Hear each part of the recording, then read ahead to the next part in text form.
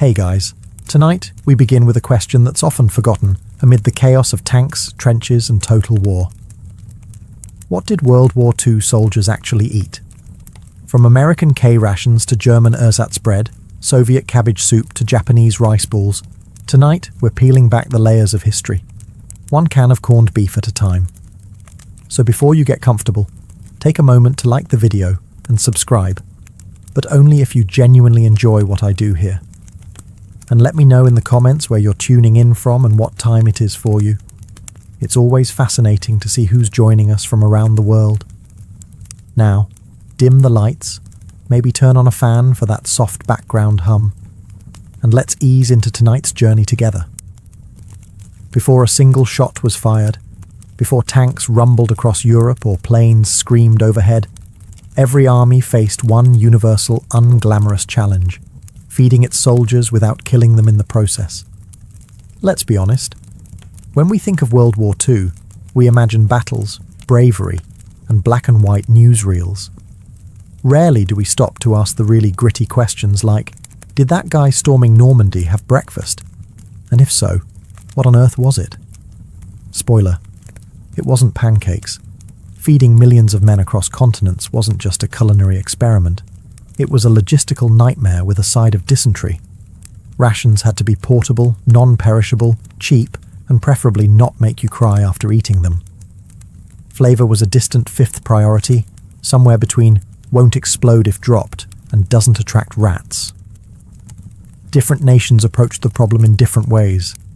The Americans tried to science their way to sustenance, producing little boxes of optimism called K rations.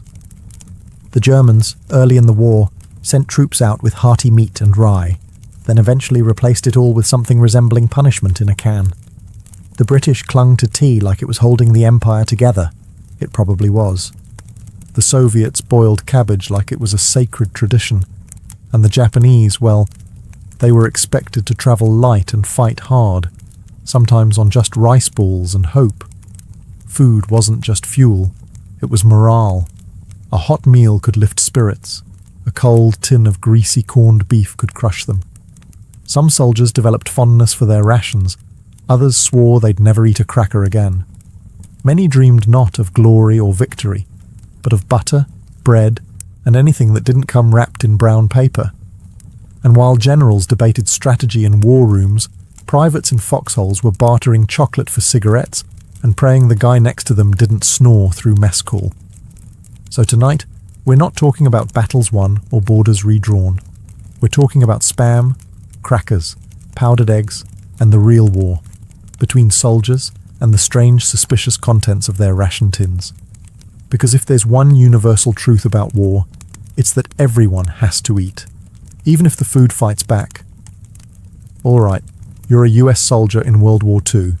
You've marched 10 miles, been shot at 6 times, and haven't seen a flush toilet in weeks. Your stomach is making sounds that could qualify as artillery. What do you get? The K ration. A compact, calorie-packed cardboard miracle designed by people who clearly hadn't eaten one themselves. Let's break it down. The K ration came in 3 boxes: breakfast, lunch, and dinner. They were about the size of a small brick, and sometimes felt like one. Each box contained just enough food to technically qualify as nutrition, while emotionally preparing you for combat via culinary disappointment. Breakfast kicked off strong. A can of ham and eggs, which was neither hammy nor eggy. The texture? Think Spam meets drywall. Toss in rock-hard crackers, instant coffee, powdered lemonade. Why? A couple of sticks of gum, 4 cigarettes, because nothing says balanced breakfast like a Marlboro. And best of all, 1 single sheet of toilet paper. Just one. Make it count. Lunch was not better. You might get cheese spread with more chemicals than cheese, another stack of jaw-shattering biscuits, and a chocolate bar so dense it could double as tank armor. No spoon? No problem. You'd use your knife, a stick, or blind rage to scoop it out. Dinner was meat and beans, which looked like a crime scene in a can. With it, more crackers, more gum, and sometimes, if you prayed hard, a tiny fruit bar, which tasted like someone whispered the word apple over a piece of wood. Despite their taste, K rations were nutritional marvels. Roughly 3,000 calories a day, packed with protein, fat, sugar, and just enough flavor to ensure you didn't accidentally enjoy it. Troops often swapped components like prison traders. Cigarettes for chocolate, cheese for crackers, anything to dodge the ham-egg trauma. But every now and then, you'd find a Hershey bar. Real chocolate.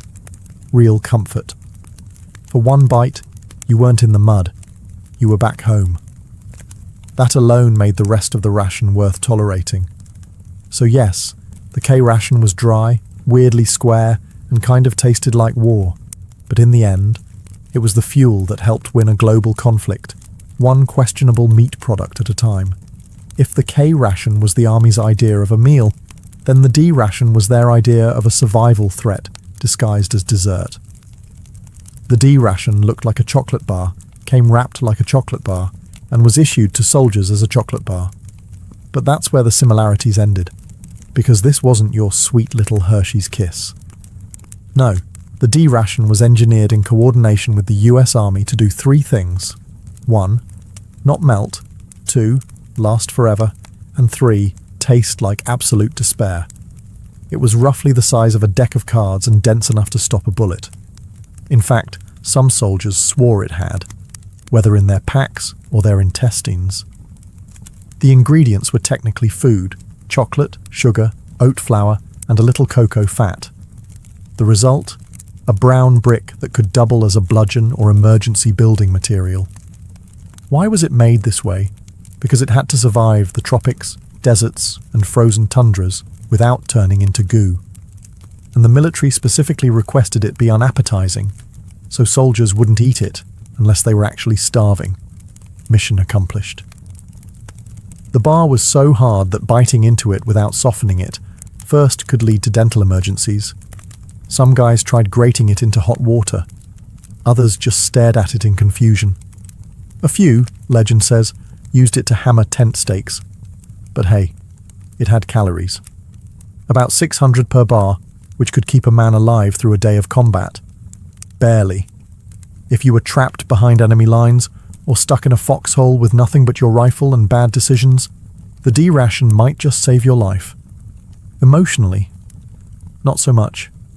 To the Army's credit, they did eventually realize feeding troops chocolate that doubled as masonry was not great for morale. Later iterations of the D ration got slightly softer and vaguely more edible. But the damage was done. Soldiers remembered the original bar with the same fondness one remembers dental surgery. So next time you hear someone say, chocolate makes everything better, remember the D ration, the bar that proved them wrong.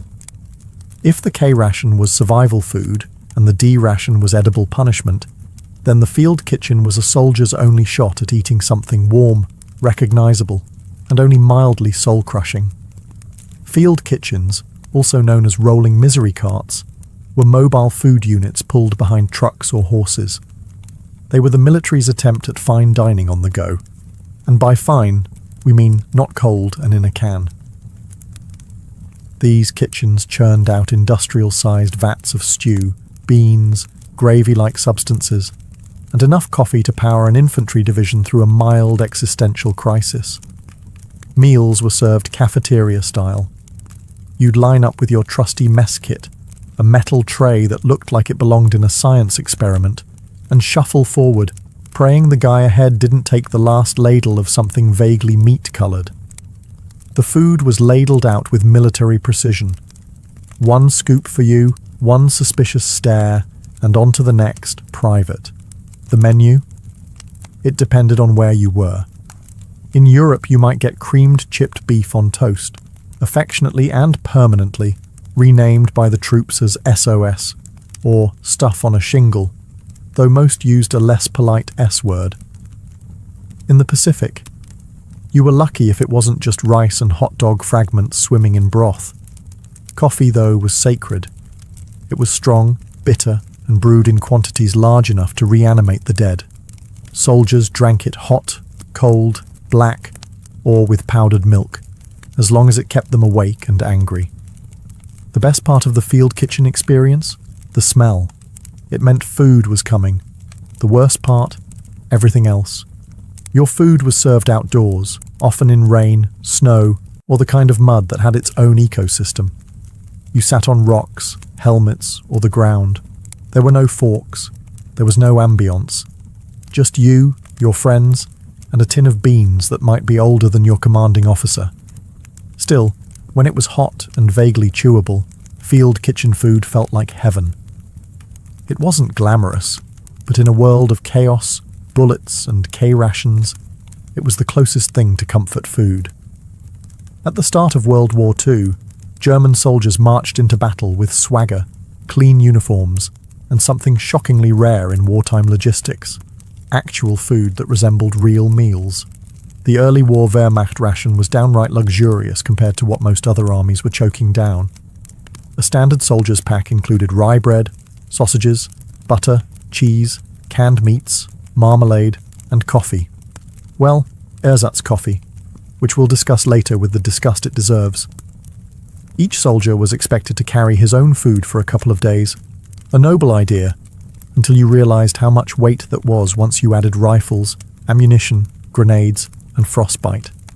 Still, German rations were built around the concept of 3 hot meals a day, with field kitchens trailing behind like slightly overworked food trucks. Breakfast could be dark rye bread with jam or butter, plus that roasted acorn faux coffee. Lunch? Tinned meat, cheese, and maybe a boiled potato or 3. Dinner, if you were lucky and not actively being shelled, might be soup or stew made from whatever was still moving that morning. Sausage, especially Metwurst and Leberwurst, was a staple. It was easy to transport, packed with protein, and vaguely comforting. Also, incredibly smelly in a sealed tin, which made every trench a blend of iron, sweat, and spicy pork aroma. And of course, Germans had bread. Good bread, real bread. Soldiers often reminisced more about losing access to proper bread than about losing a warm bed. One Wehrmacht veteran described ration bread as the only softness in an otherwise very sharp war. Field kitchens backed this system up, churning out steaming pots of stews, boiled meats and dumplings when possible. Morale was high, stomachs were relatively full, and German efficiency seemed unstoppable. But, and there's always a but, this early golden age of German rations wouldn't last. As the war expanded and supply lines stretched thin, the sausage turned sour, the bread got stale, and the once proud field kitchens were left stranded in frozen forests with nothing but frozen potatoes and patriotic memories. Still, for a brief, bratwurst-filled moment, the average German soldier had something precious in war: warm food, decent coffee substitutes, and the illusion that this whole thing might be over by Christmas. As World War II dragged on and Hitler's dream of blitzkrieg glory turned into a logistical nightmare, German rations took a sharp turn, straight into the land of ersatz, a German word that basically means imitation. Or more accurately, this isn't food, but we're calling it that anyway. By 1942, things were getting creative. Real coffee? Gone. In came Ersatzkaffee, a charming blend of roasted acorns, chicory, sugar beet, or barley. It smelled like despair and tasted like something brewed in an old boot. It technically resembled coffee, if you'd never had coffee before and were very forgiving. Bread? Once dark, hearty, and soul-sustaining, it was now packed with fillers. Sawdust, straw flour, potato starch, and whatever else they could legally grind into powder. You might still call it bread, but your teeth would disagree. Some soldiers joked it doubled as helmet padding. Butter disappeared too, replaced by ersatz margarine, a pale, tasteless grease that was somehow both oily and chalky. Meat became a memory. Cans of meat product started showing up. Labels didn't specify the animal, and honestly, it was better not to ask. Even sausages, that sacred pillar of German cuisine, were diluted. Horse meat entered the mix. Then turnip filler. Eventually, some sausages were up to 40% plant material. Imagine biting into a bratwurst and getting a mouthful of damp newspaper. Welcome to the Reich's culinary downfall. The problem wasn't just taste. These ersatz rations lacked nutrients, calories, and morale. Troops in the east were burning thousands of calories in sub-zero weather and getting food that couldn't even sustain a dachshund. Starvation, sickness, and desperation followed. Soldiers got inventive, boiling shoe leather, bartering with locals, or raiding enemy supply lines just to get something real. A single American chocolate bar was worth more than a stack of Wehrmacht bread. What had begun as an efficient, fuel-powered war machine was now being run on cabbage water and caffeine lies. The Germans had started with real food. Now they were chewing misery and washing it down with roasted roots. If there was a place where food went to die during World War II, it was the Eastern Front. Stretching thousands of miles from Berlin to the deep, frozen belly of Russia, the Eastern Front was the logistical equivalent of trying to run a pizza delivery service across a glacier, while being shot at, shelled, and occasionally eaten by wolves. German soldiers, who once feasted on sausage and rye, found themselves crouched in snowdrifts, with frozen fingers and empty stomachs. Rations shrank, supply lines collapsed, and morale thawed faster than the soup, which is to say, not at all. Let's talk about that soup. Meal on the Eastern Front often meant hot water with a few potato peels if you were lucky. If you weren't, it was just water, frozen solid by the time it got to you. Bread? It arrived mouldy or not at all. Meat? Rumour only. Soldiers burned precious firewood not to warm themselves, but to thaw their canned meat products, which might have been beef, pork, or recycled optimism. And God help you if the label had worn off. You'd have to sniff your way through the mystery. In winter, men boiled snow for drinking water, heated tins over engine blocks, and sometimes ate snow out of desperation, which sounds harmless until you realise it lowers your core body temperature and brings you one step closer to freezing to death with a mouthful of slush. Then, there were the rats, bold, fat, and suspiciously well-fed. Some units resorted to catching and cooking them. Others considered the rats rivals, stealing scraps from each other in midnight battles that historians mercifully don't teach in classrooms. Desperation also led to bartering. Soldiers traded cigarettes for bread, buttons for sugar, or a pair of socks for half a boiled potato. A single spoonful of jam could start a fight. If you had chocolate, you were a god. Despite the hunger, the cold, and the lack of anything resembling a balanced meal, soldiers endured. They joked, swore, and ate whatever they could scrounge. But every mealtime became a grim ritual. Unwrap the tin, say a silent prayer, and hope it didn't bite back. On the Eastern Front, food wasn't just scarce. It was a cruel game of survival, played one frozen spoonful at a time. If German troops on the Eastern Front were eating misery, Soviet soldiers were chewing on sheer willpower. The Red Army's approach to nutrition was simple. If it filled a stomach and didn't kill you immediately, it was dinner. The official rations: black bread, cabbage soup, buckwheat porridge, kasha, a few boiled potatoes, maybe dried fish, and the ever-reliable, unsweetened tea. In winter, that tea was usually melted snow with a twig in it. Meat was listed on paper, yes. In reality, rare as a warm bath in Stalingrad. When meat did arrive, it was often salted to the point that chewing it was more of a jaw exercise than a meal. Still, it was considered a luxury. Soldiers licked the fat off old meat tins just to savour the memory. And then there was the bread, a staple of every Soviet meal. It was coarse, black, and made from whatever grain was still legal to eat. It was also strictly rationed. A typical serving could fit in your palm and be gone in 2 bites, if you didn't try to save it by licking it slowly like a sad war lollipop. Cabbage was the hero of Soviet cuisine. Soup, stew, stuffed, shredded or fermented. If there was a pot, there was cabbage in it. So much cabbage, in fact, that some Soviet soldiers joked they smelled it in their sleep and dreamed of becoming turnips just to escape the cycle. Still hungry? Good. Now you understand the Soviet wartime diet. Soldiers routinely went into combat underfed and overexerted. Rations were supposed to be delivered daily, but in war-torn zones, that became when possible, which often meant never. So they improvised. foraging became a way of life. Soldiers dug up frozen potatoes from abandoned farms, shot wild animals when they could, and bartered cigarettes or spare boots for a boiled egg. Occasionally, they even traded with German POWs, food for silence. The miracle: they endured, malnourished, exhausted, but relentless. Soviet troops pressed forward on fumes and boiled cabbage, proving that sometimes what feeds a soldier isn't calories, it's pure cabbage-fueled stubbornness. When official rations ran dry, which was often, Soviet soldiers didn't starve quietly. They adapted loudly. With creativity, desperation, and occasionally the culinary sensibilities of a raccoon, Red Army troops turned battlefield improvisation into an extreme sport. Let's say you're a soldier outside Leningrad. You haven't seen a delivery truck in a week. Your cabbage soup is now just water with a floating leaf, and your last piece of black bread has grown a beard. What do? Option 1. Forage.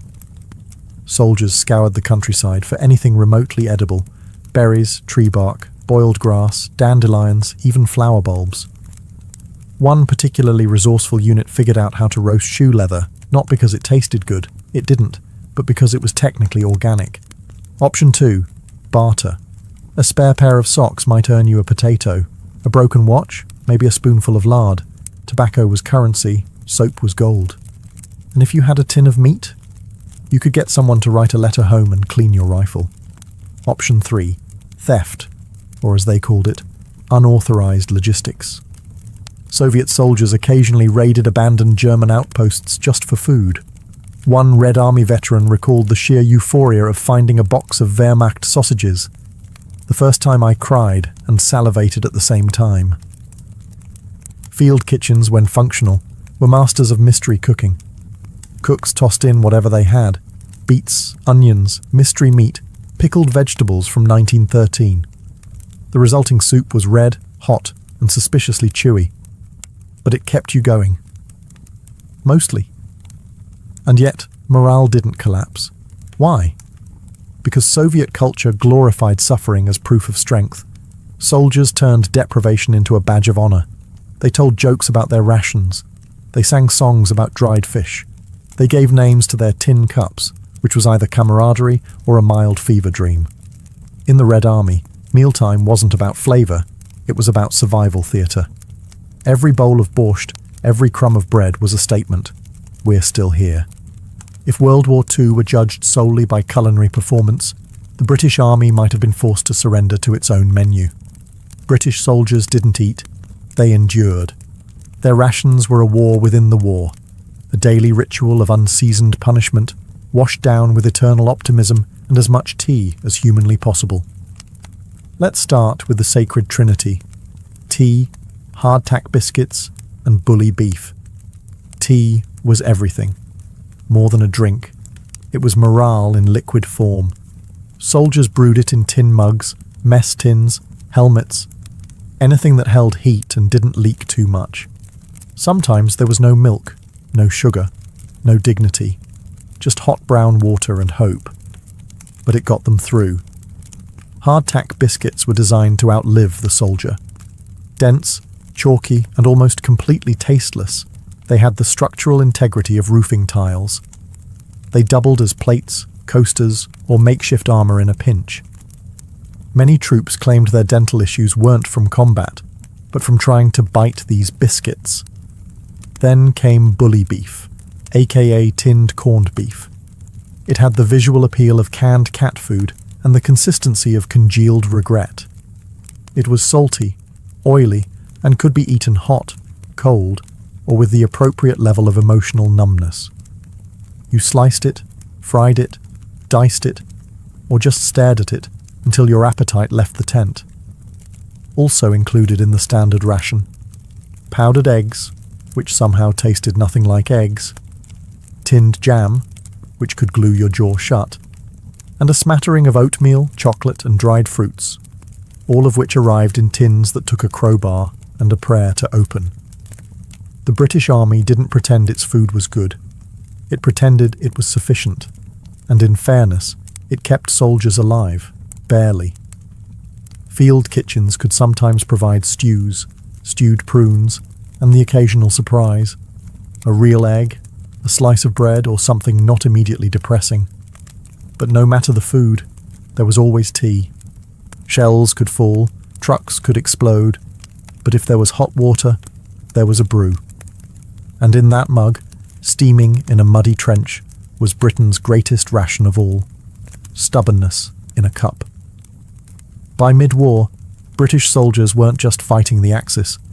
They were fighting ration fatigue, an invisible enemy that came disguised as another tin of corned beef. The British military supply system was held together with string, hope, and a suspicious number of forms in triplicate. Fighting across multiple continents, from North Africa to Italy to the jungles of Burma, meant rations got weirder the farther you were from London, and colder, and often squishier. A ration in Cairo might arrive slightly warm and edible. A ration in the Burmese jungle? It might arrive mouldy, half-eaten by ants, and 2 weeks late. And still, soldiers saluted it, heated it, and ate it. Because that's what British resilience looked like, chewing quietly through despair. Water was always boiled, not just to kill bacteria, but because boiling meant tea. Tea was sacred. Men would risk sniper fire to retrieve a kettle. A warm cup could make the difference between a breakdown and a moment of British dignity in the mud. When supplies were tight, and they often were, soldiers got creative.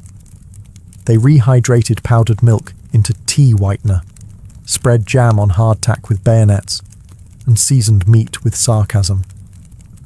One soldier reportedly made a stew out of bully beef, raisins, and crushed vitamin tablets.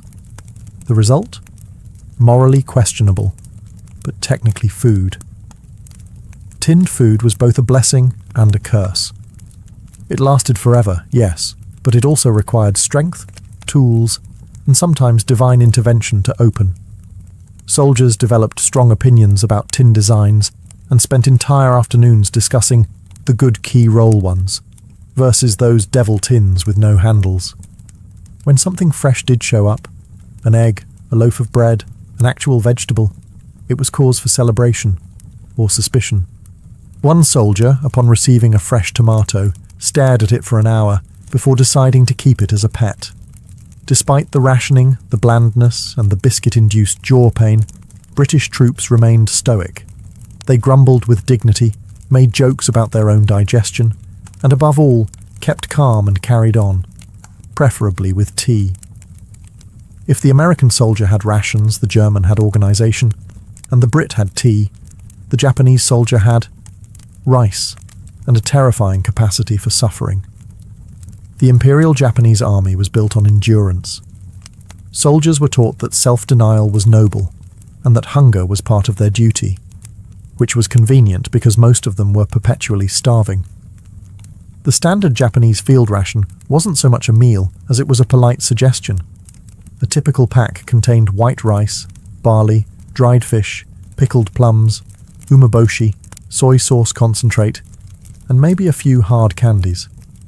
It was compact, culturally familiar, and, in the field, utterly insufficient.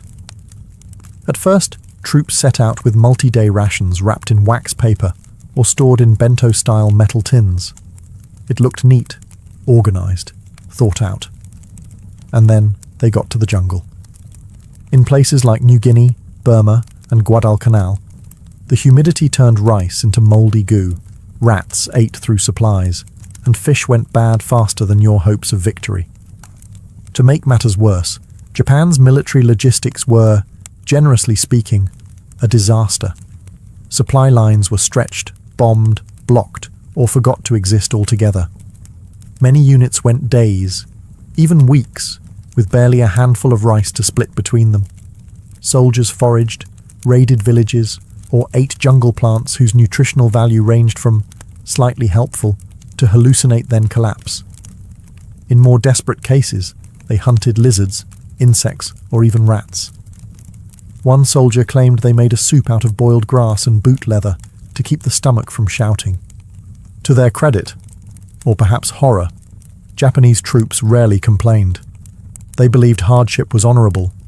Starving, glorious, Barefoot, inspirational, rice infested with weevils, added protein. There was, occasionally, miso paste or powdered green tea. These were prized and hoarded like wartime treasure. A teaspoon of tea could lift spirits. A pinch of salt could bring someone to tears. But overall, calories were low, suffering was high, and morale often came from sheer cultural discipline rather than what passed for a meal. The Japanese soldier wasn't just underfed, he was trained to be okay with it, and somehow, many of them kept fighting. Not because of what was in their bellies, but because of what was in their minds. The jungles of the Pacific looked lush and green in the distance, like a tropical paradise, assuming you ignored the disease, the leeches, and the smell of slow death. But for soldiers on both sides, especially the Japanese, the jungle wasn't a source of food. It was a leafy green death trap with humidity and attitude. Supply lines in the Pacific were notoriously unstable. Tropical storms, naval blockades, enemy ambushes, all conspired to make every delivery of rice, beans, or saltfish an act of divine luck. And when the food didn't come, the jungle was not your friend. Many Japanese units found themselves cut off from resupply for weeks. Soldiers had to rely on the land, which would have been fine if the land had any idea what they were doing. Unfortunately, the jungle was filled with plants that looked edible but weren't, animals that were edible but too fast, and insects that were not only inedible, but actively aggressive. Rations spoiled in hours. Canned goods rusted shut.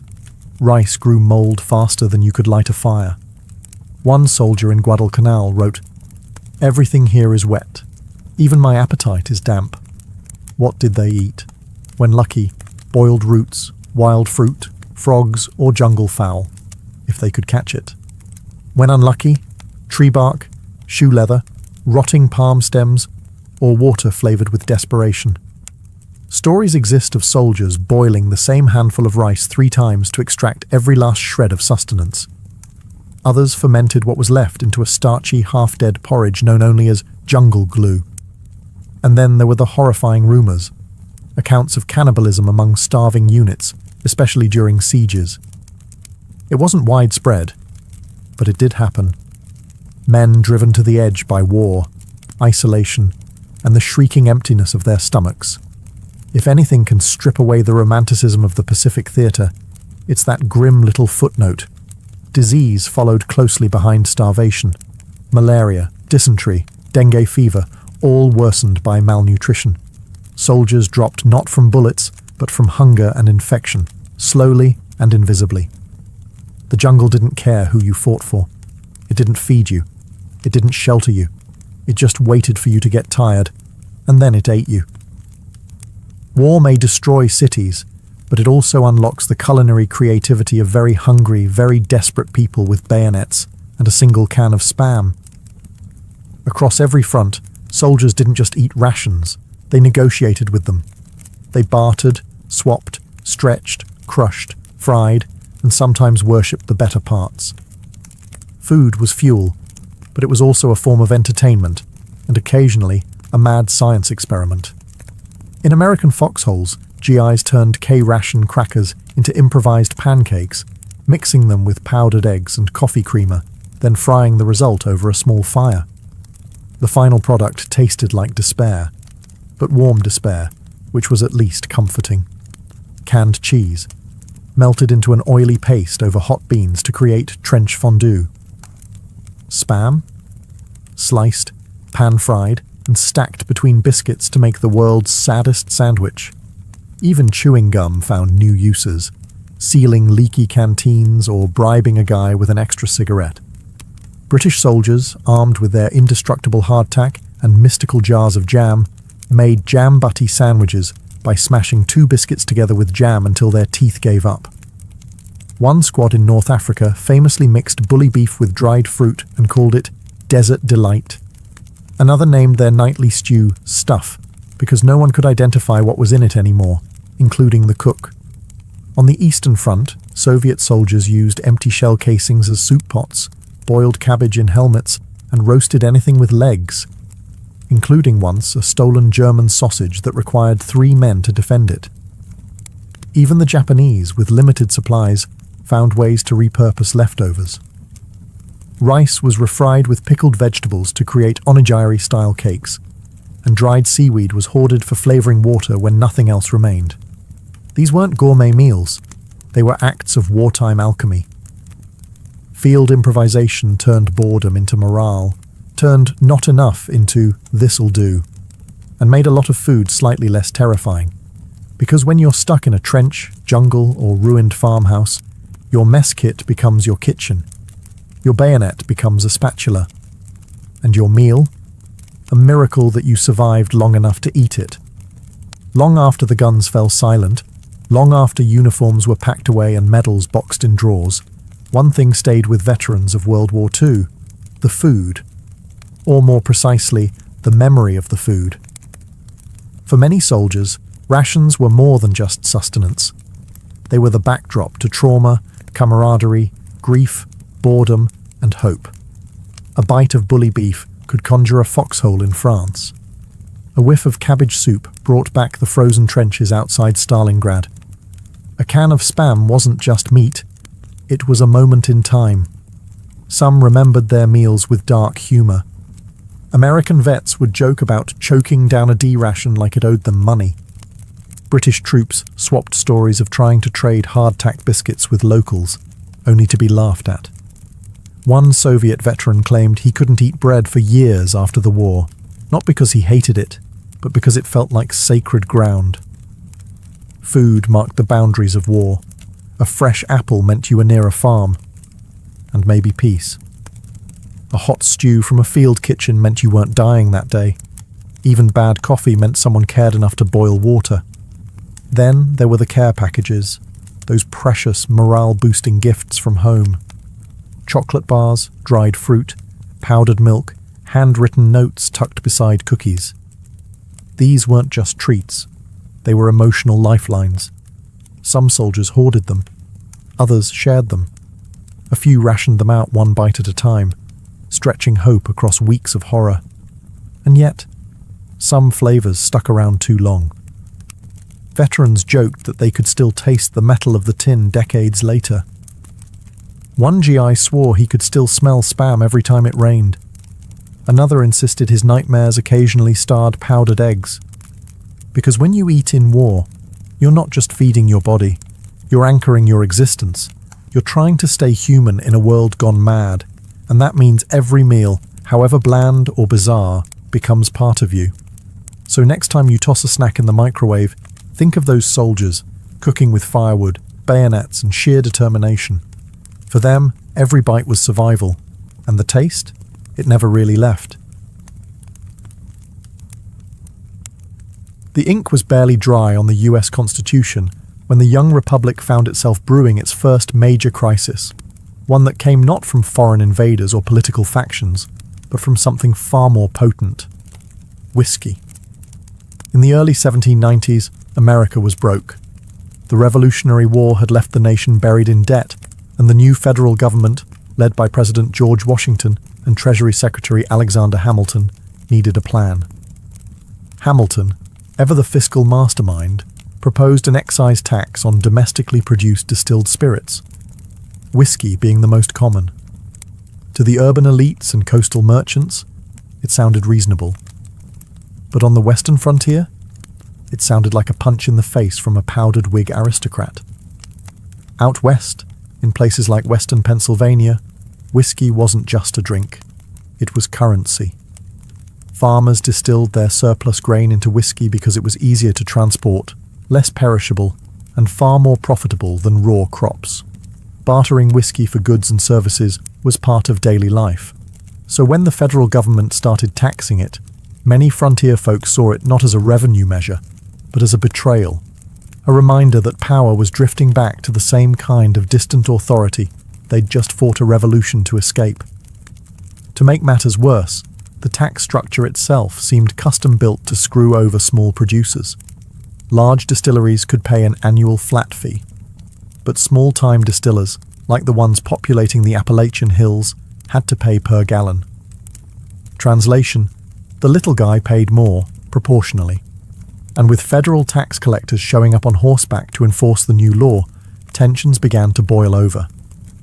At first, the resistance was petty. Inspectors were threatened, tax documents were burned, and revenue officers were politely told to get lost. But soon, polite turned to violent. Tar and featherings made a comeback.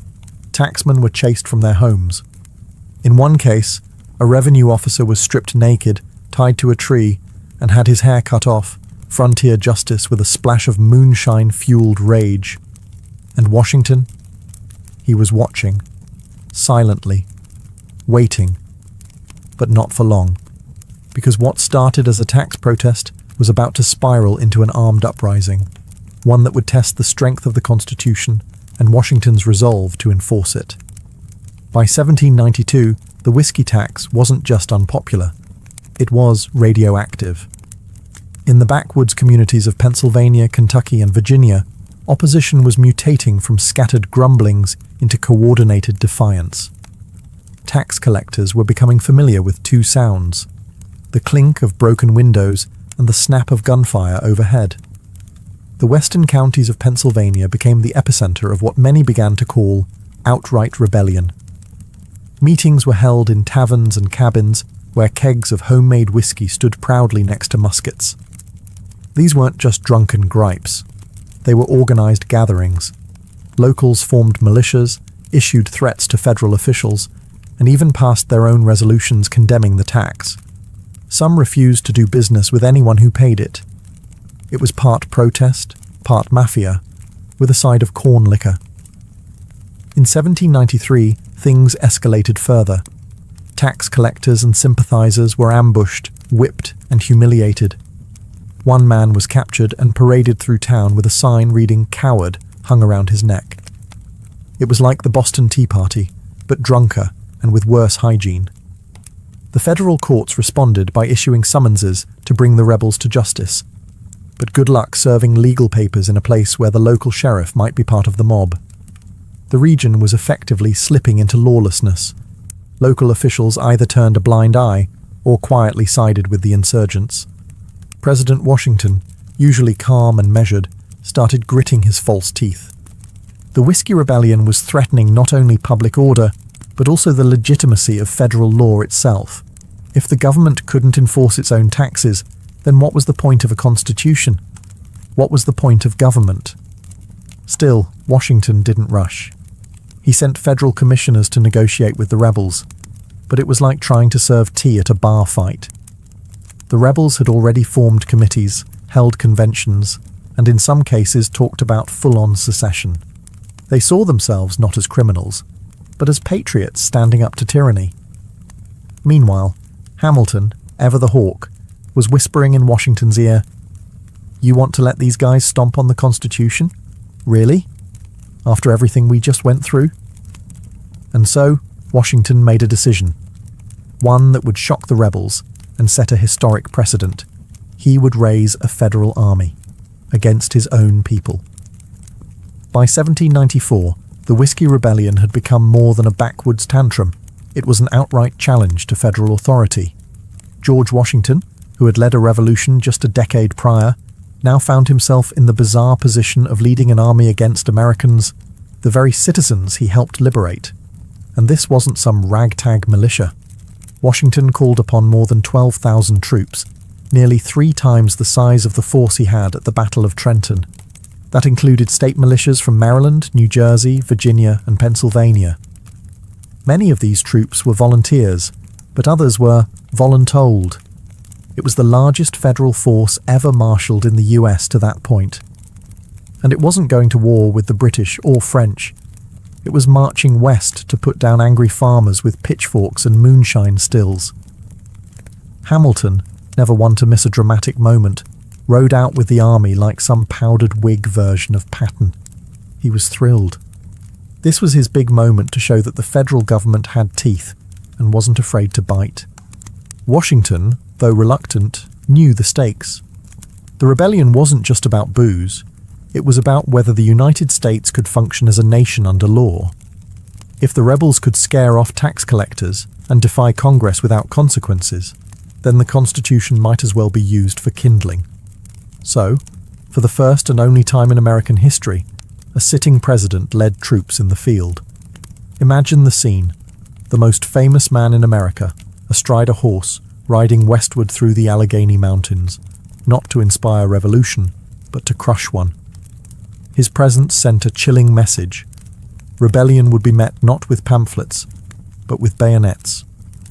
When the army approached the heart of rebel territory in western Pennsylvania, the response was disappointing.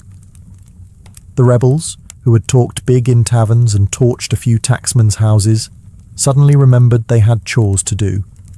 Most of the ringleaders vanished. Others fled into the woods or took the "I don't know nothing about nothing" defense. There would be no great battle, no climactic showdown. The army had marched hundreds of miles to confront a rebellion that fizzled like flat cider. But Washington's message was loud and clear. The federal government was no joke. With the rebellion smothered before a single shot was fired in return, the soldiers turned around and headed home, and so did George Washington. But now came the mop-up: arrests, trials, and justice, federal style.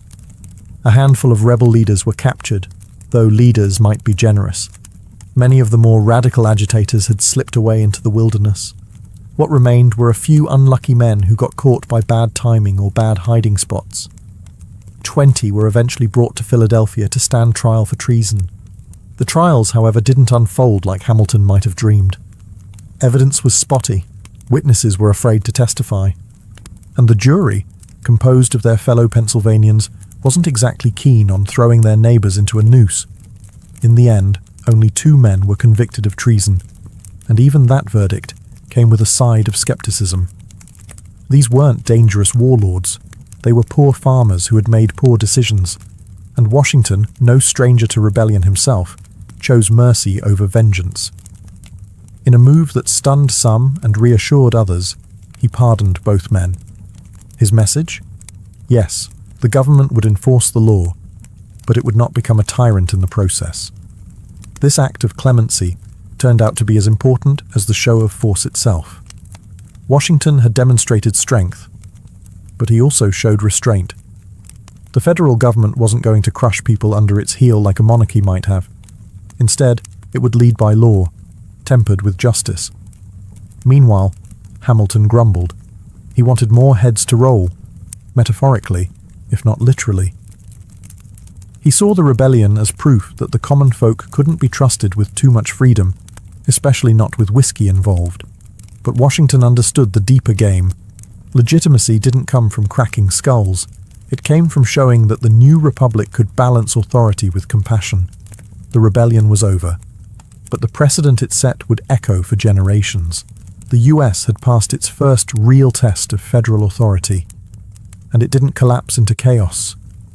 Still, questions remained. Would future presidents use the same logic?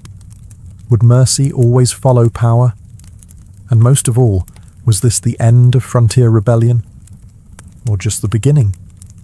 The guns were holstered, the rebels pardoned, and the whiskey stills quietly resumed bubbling in the hills. But politically, the whiskey rebellion left a hangover that would last for years. The event had proven that the federal government had the power to enforce its laws, but it also lit the fuse on deep political divisions that were already smouldering beneath the surface. At the heart of the conflict were 2 opposing visions of America. On one side stood Alexander Hamilton and the Federalists, lovers of order, commerce, strong central government, and powdered wigs that could stop a bullet. They saw the rebellion as proof that the unruly countryside needed firm management. On the other side were the Jeffersonian Republicans, who didn't trust centralized power one bit. They believed in the yeoman farmer, local control, and resisting the kind of government overreach they'd fought a revolution to escape. To them, the federal response to the Whiskey Rebellion wasn't a heroic act of law enforcement. It was overkill. Sending 12,000 troops after some farmers with barrels of corn mash felt like stomping on a fly with a cannon. Thomas Jefferson, then serving as Washington's vice president, didn't hold back his opinions. Privately, he referred to the federal march as a monarchical adventure. He believed that Washington's show of force only pushed the common man further away from the government, and straight into the arms of the Republican cause. And indeed, in the aftermath of the rebellion, something curious happened. The Republican Party began to gain traction. Out on the frontier, where distrust of federal authority had been fermented like whiskey itself, support for Jefferson's ideals surged. These weren't just drunk and angry farmers anymore. They were voters, and they were angry about being treated like a bunch of criminals for refusing a tax they could barely afford. The rebellion had failed militarily, but it succeeded in galvanizing anti-federalist sentiment. It helped accelerate the formation of the first true political parties in America, sharpening the divide between those who wanted a strong centralized state and those who wanted the states to call their own shots. So, while no war had broken out, a new kind of battle had begun. One fought not with muskets and torches, but with ballots, speeches, and ideology. At its core, the Whiskey Rebellion wasn't just about booze. It was about power and class resentment. To the small farmers of western Pennsylvania and beyond, the whiskey tax was more than an annoying expense. It was a symbol of everything they feared about the new federal government. That it would be run by elites for elites, at the expense of the working poor. Most of the rebellion's participants weren't outlaws. They were veterans of the Revolutionary War, men who had fought and bled for a republic they now felt was turning its back on them. They returned from battlefields to discover that the very government they helped establish was now squeezing them dry, all while cozying up to Eastern bankers and merchants. It was like fighting a lion, only to come home and get kicked by the house cat. To make matters worse, many frontier folk felt deliberately excluded from political participation. Representation was lopsided. Their voices were drowned out by wealthier urban politicians who had no idea what life was like west of the Appalachians. Add to that a tax that disproportionately punished small producers, and the whole thing smelled less like economic policy and more like class warfare, with the stink of whiskey. There was also the matter of how the law was enforced. Wealthier distillers could afford lawyers, paperwork, and the annual flat fee. The poor guy with 1 still and 6 barrels of mash? He got a federal marshal and a potential prison sentence. The optics were terrible, and the anger was real. In this way, the rebellion was an early warning sign. Class tension wasn't going to disappear just because America had a constitution. If anything, the struggle between wealthy power centers and rural working communities was baked into the cake. The Whiskey Rebellion was just the first slice. Interestingly, some of the most radical rebels even adopted the language of the French Revolution, which was happening around the same time. They spoke of liberty, tyranny, and the rights of man. To Washington and Hamilton, that kind of rhetoric was terrifying. The last thing they wanted was a Paris-style bloodbath spilling into the Ohio Valley. But to the whiskey rebels, those words weren't dangerous. They were a promise, one they felt had already been broken. George Washington's decision to personally lead troops into western Pennsylvania was as bold as it was risky. At the time, many Americans saw the presidency as a somewhat distant, almost ceremonial role, a sort of executive moderator for a government still figuring itself out. But with this march, Washington shattered that image. He was no passive figurehead.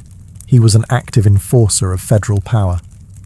For Washington, the Whiskey Rebellion was a test, not just of law and order, but of the very legitimacy of the federal system.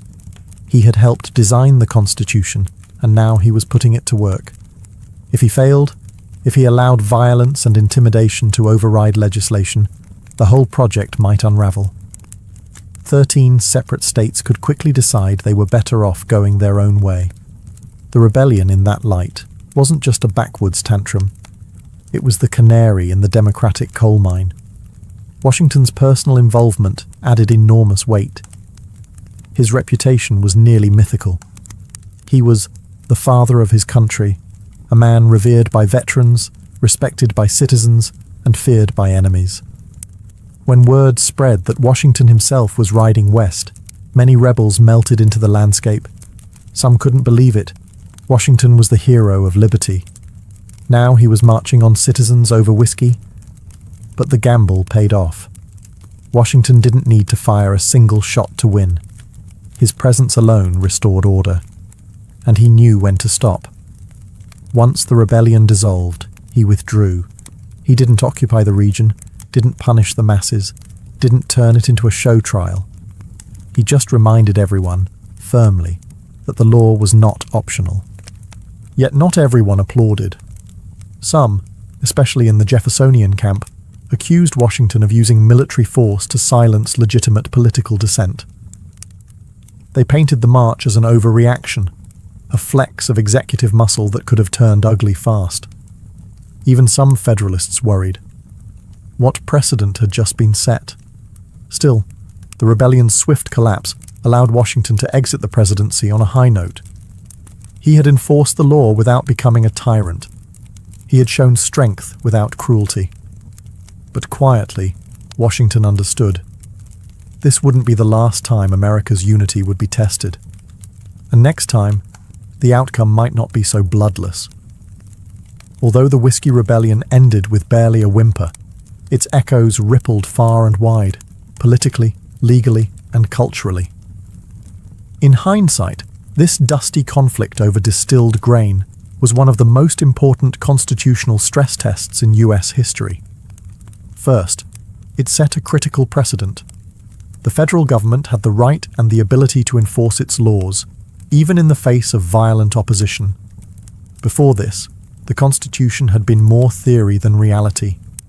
The Articles of Confederation had shown how weak and toothless a decentralized government could be, and now the Constitution, with Washington's boots on the ground, flexed its newfound muscles.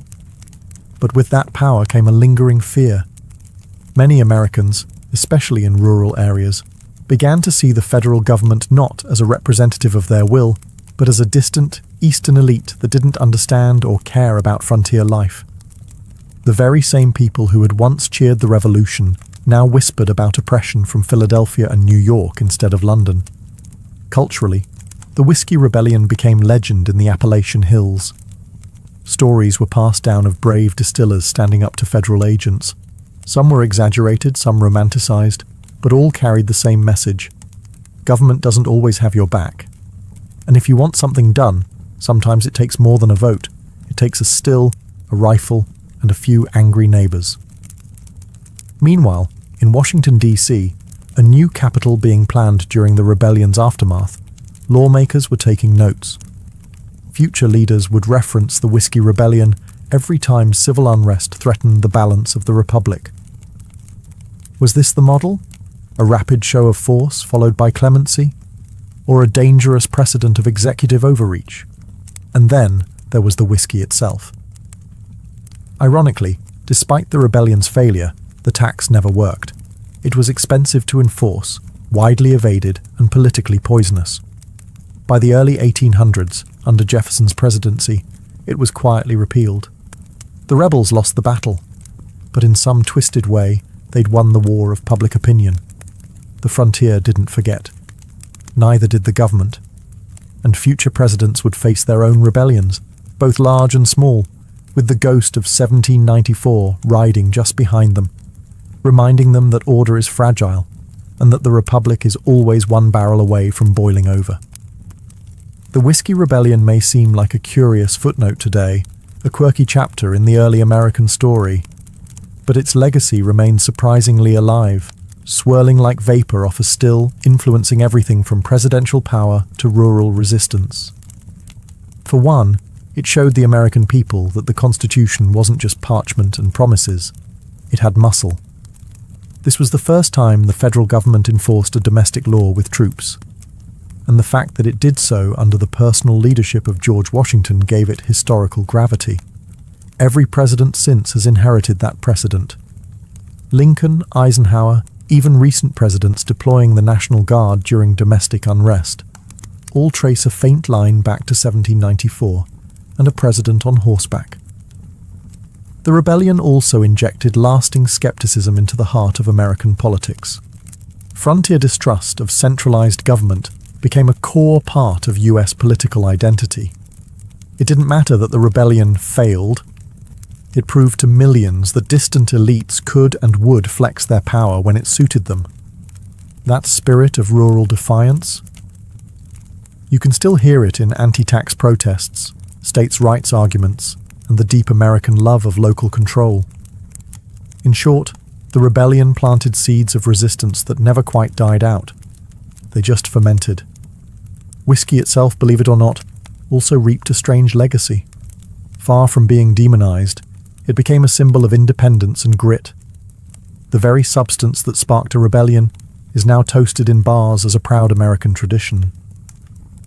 In fact, the American whiskey industry, especially bourbon and rye, wears its rebellious roots like a badge of honor. You'll find distilleries named after rebellion leaders, bottles designed to evoke frontier spirit, and slogans that practically dare the IRS to come knocking again. And finally, the event taught a young country something fundamental. How it responds to dissent says everything about its identity. Washington chose both force and forgiveness. That balance, power tempered by principle, became a cornerstone of the American ideal. Not always followed, of course, but always referenced. So next time you raise a glass of bourbon or rye, remember, it's not just liquor in that bottle. It's a story of power, protest, and a young republic figuring out what kind of country it was going to be. Cheers to the rebellion that helped define a nation.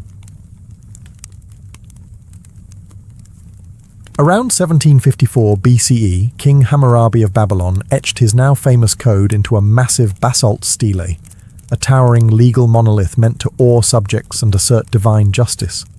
It's one of the earliest known attempts to formalize laws in human history, but buried within its 282 articles lies something just as ancient as law itself: the regulation of women. In Hammurabi's Babylon, a woman wasn't just a person, she was a role: daughter, wife, widow, mother. Each of those roles came with a legal definition, a social expectation, and if things went sideways, a punishment. For example, take marriage. Women could be married off by their fathers, essentially transferred from one household to another. Once married, a woman was expected to be faithful. If she was accused of adultery, both she and her alleged lover could be bound and thrown into a river. That's not metaphor. That's literally what the text prescribes. However, if her husband decided to spare her life, the court often agreed. Romantic, in a grim sort of way. Meanwhile, if a man cheated on his wife, Hammurabi didn't seem all that concerned. Male infidelity wasn't exactly headline news in Mesopotamia. The imbalance was stark. Female honor was family honor, while male honor was more flexible. But not all the laws were oppressive. Some provisions offered women surprising protections, especially widows. A widow had the right to remain in her late husband's house and manage his property until her sons came of age. If there were no sons, she could even inherit directly. In that way, Hammurabi's code recognized a woman's capacity for financial and legal responsibility, but only within the strict bounds of family structure. There were also laws about divorce. A woman could leave her husband if he was cruel or neglectful, but proving it was no small task.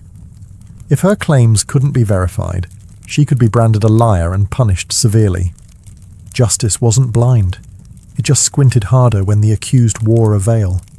So, what did Hammurabi's code teach us about women in ancient Babylon? That they weren't invisible? Far from it. They were named, categorized, judged, and occasionally protected, but always through the lens of control. Law gave them a place, but rarely the power to shape it. Travel a few hundred miles west from Babylon and fast forward a few centuries, and you arrive in ancient Egypt, a civilization where the scales of justice were personified by Ma'at, the goddess of truth, balance, and cosmic order. And unlike many of their neighbors, the Egyptians had a surprisingly progressive view, at least on paper, when it came to women's legal rights. Egyptian women, whether rich or poor, had the legal right to own property, inherit land, sue and be sued, and even initiate divorce. These weren't just theoretical rights etched on tomb walls. They were practiced, particularly in urban centers like Thebes and Memphis. Women could enter contracts, serve as witnesses, and leave wills. A woman could run a business, lend money, or purchase slaves and livestock. In short, Egyptian law recognized women as legal individuals, not just extensions of their husbands. This autonomy might seem ahead of its time, and in many ways it was. Women weren't locked out of temples or courts. In fact, priestesses played important legal and ritual roles, and some even served as judges or scribes. Legal documents from the New Kingdom show women filing complaints against male relatives and winning. But, and there's always a but, this relative legal freedom came with social constraints. Most women still lived under the authority of a father or husband, and while they could own land, they were often expected to pass it down through male heirs. The law said yes, but society often said not quite. Marriage, though not a religious institution in Egypt, was still legally binding. Husbands and wives could divorce for reasons as varied as infertility, infidelity, or even emotional incompatibility. Divorce didn't carry a social stigma, and children were usually cared for by the mother, who retained rights to her dowry and often received additional property. Punishment under the law was theoretically equal, but practically speaking, class and connections mattered far more than gender. A noble woman could get away with things that would send a peasant woman straight to the crocodiles. Literally. So, was ancient Egypt a feminist utopia? Not exactly. But compared to the rigid patriarchies of Mesopotamia or later Greece, it offered women something rare: the ability to participate in legal life as people, not just property. In a world ruled by gods and pharaohs, that was no small thing. In ancient India, the legal world of women was governed by Dharma, the moral and social order at the heart of Hindu philosophy. Codified in texts like the Manusmriti, Laws of Manu, this framework offered a deeply hierarchical and duty-driven system, where women were honoured, protected, and respected, so long as they stayed in their place. The Manusmriti, compiled sometime between 200 BCE and 200 CE, had a lot to say about women, much of it contradictory. On one page, it declared that, where women are honoured, the gods rejoice. On another, it warned that a woman must never be independent. The tone swung between reverence and restriction, between divine praise and domestic captivity. Women were legally bound to male guardians throughout their lives: father during childhood, husband during marriage, and sons during widowhood. This triad of male control wasn't just cultural, it was encoded into law. Autonomy was not the ideal, obedience was. Marriage laws were especially rigid. A woman's primary duty was to marry, bear sons, and serve her husband faithfully. Widow remarriage was generally frowned upon, or outright banned, depending on the caste and period. Sati, the infamous practice where widows were expected to throw themselves onto their husband's funeral pyre, was not universally enforced, but found moral validation in some legal and religious texts. The Manusmriti didn't command it, but it also didn't condemn it. That said, there were exceptions. Women of the upper castes sometimes received education and could inherit property in the absence of male heirs. In some regions and periods, matrilineal traditions survived, particularly in the south. Women could serve as advisors, poets, and even rulers, though these were rare and usually exceptional. Divorce was rare and generally disapproved of, though certain grounds like impotence, cruelty, or abandonment were sometimes recognized. Still, it was the man who had more legal freedom to cast aside a marriage. Punishments, too, were gendered. A woman caught in adultery could be disfigured or outcast. A man, he might get a fine or a slap on the wrist if he had high status. In short, ancient Hindu law wrapped women in layers of veneration and restriction. They were sacred, but sacred like a temple statue, not like a free citizen, revered but rarely empowered. When we think of ancient Greece, we often imagine democracy, philosophy, and drama. But for half the population, women, the legal system was less about ideals and more about invisibility. Especially in classical Athens, women were legally seen not as individuals, but as permanent minors, bound to the guardianship of their nearest male relative for life. In Athenian law, women couldn't vote, own property independently, or represent themselves in court. They could not enter contracts or even leave the house without a male escort in many cases. If the Code of Hammurabi defined women as legally subordinate, Athens perfected the art of locking them out entirely. Marriage was more of a property transaction than a romantic union. A woman's kyrios, usually her father or brother, arranged her marriage, and she moved into her husband's household as part of an exchange of dowries and land. Legally, she was transferred like livestock, a living, breathing asset passed between men. And yet, paradoxically, her fidelity was of enormous legal importance. If an Athenian woman committed adultery, her husband could legally divorce her immediately, and any man caught with her could be executed. Yes, executed, without trial. The irony? Her husband could sleep with courtesans or slaves without legal repercussion. Double standards weren't just common, they were built into the legal structure. Women couldn't initiate divorce themselves, but they could return to their father's house if abandoned or mistreated. However, any legal action on their behalf had to be taken by a male relative. Even in cases of rape or assault, a woman could not bring charges. Her kyrios had to speak for her. There were exceptions. In Sparta, women enjoyed more freedom. They could own land, receive education, and walk freely.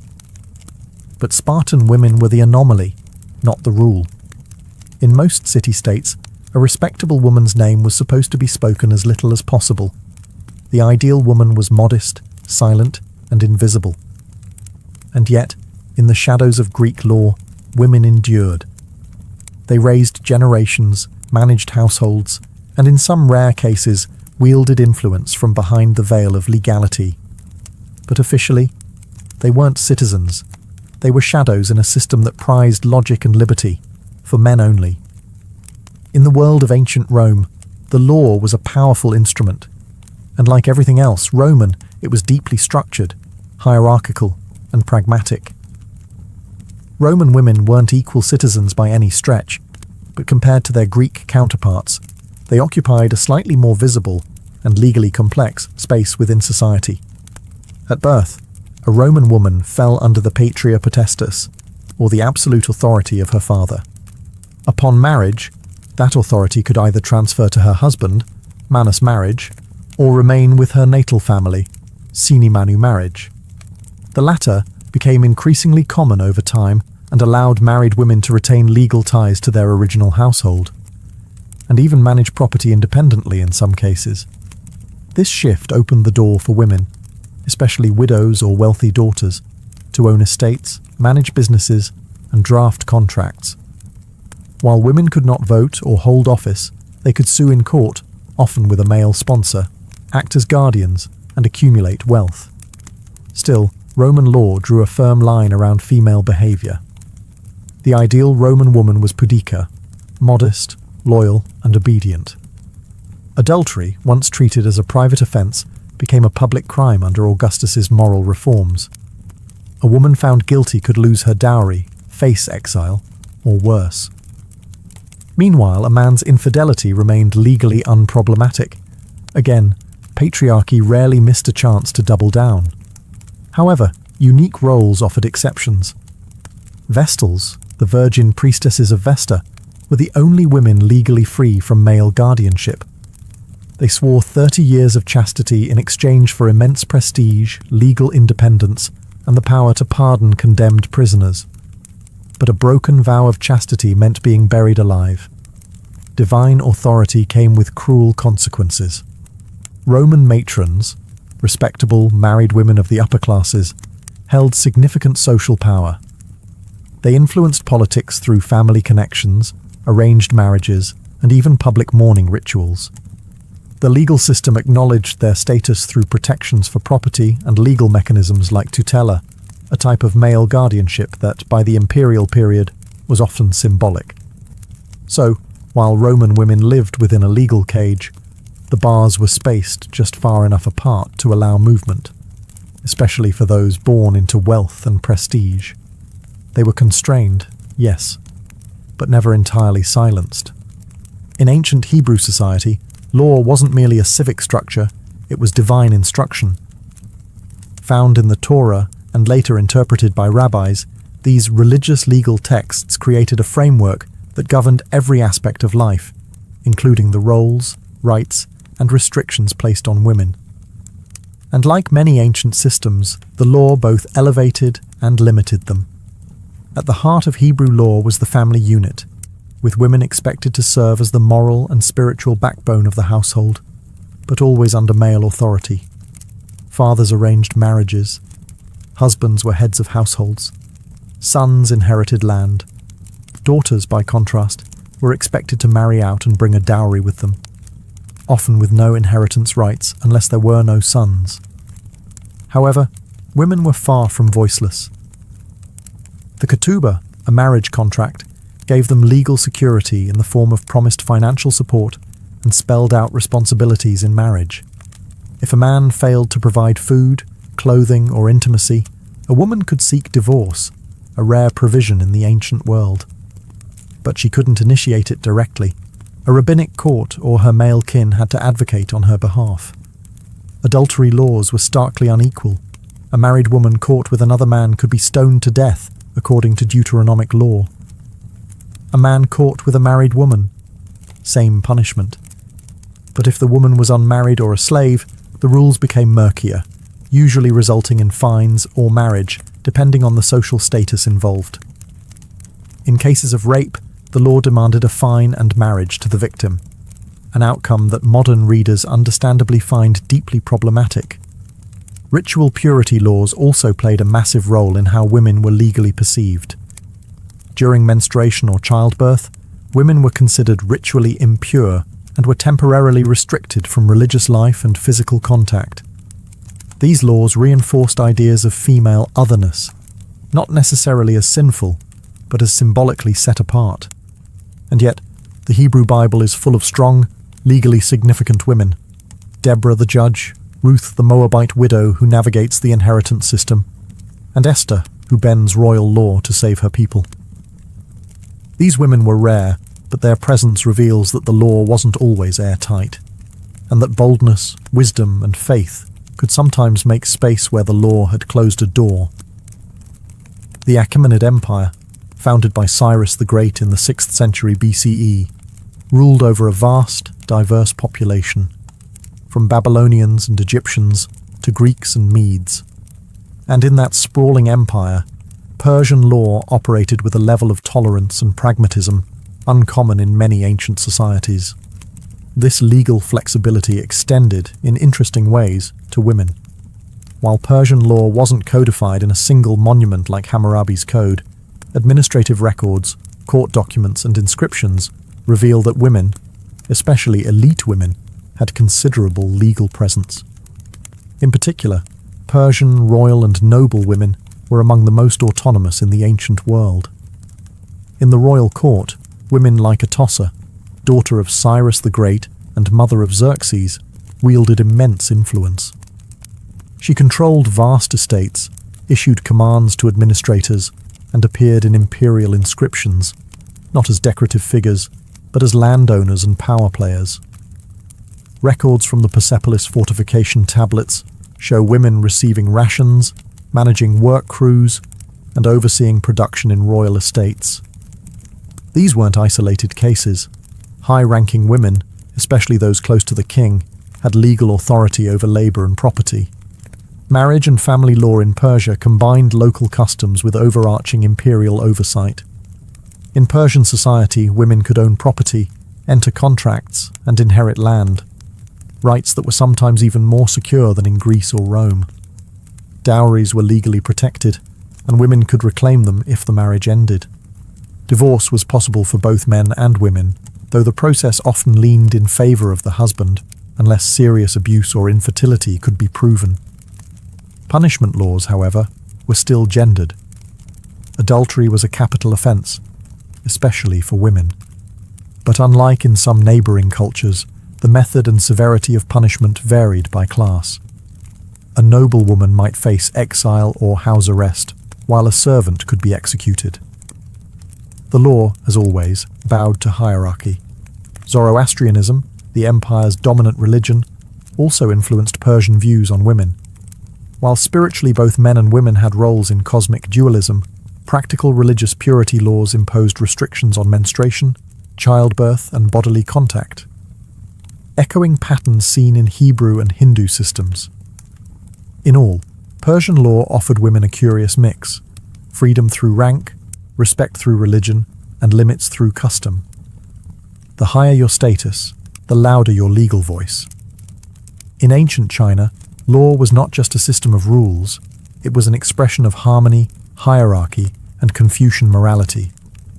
And for women, this meant living within a legal and cultural framework that viewed them primarily through the lens of family roles and social duty, rather than individual rights.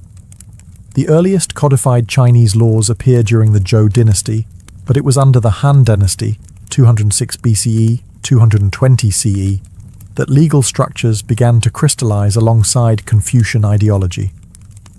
Confucian teachings emphasized the three obediences.